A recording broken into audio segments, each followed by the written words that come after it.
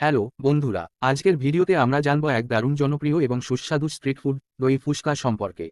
দই ফুচকা হলো বাংলাদেশের একটি বিশেষ এবং মজাদার খাবার যা প্রায় সব বয়সের মানুষের মধ্যেই সমানভাবে জনপ্রিয়।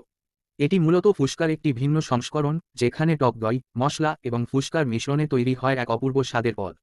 দই ফুচকার প্রধান উপকরণ হল ফুচকার খোল, যা ময়দা দিয়ে তৈরি এবং কুড়মুড়ে করে ভাজা হয়।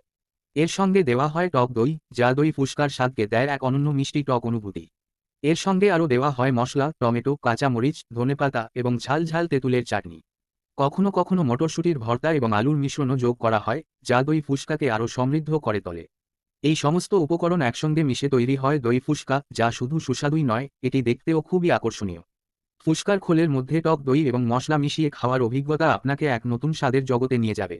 সুতরাং যদি আপনি বাংলাদেশি স্ট্রিট ফুডের মজা নিতে চান, তাহলে দই ফুচকা একবার অবশ্যই চেষ্টা করে দেখুন।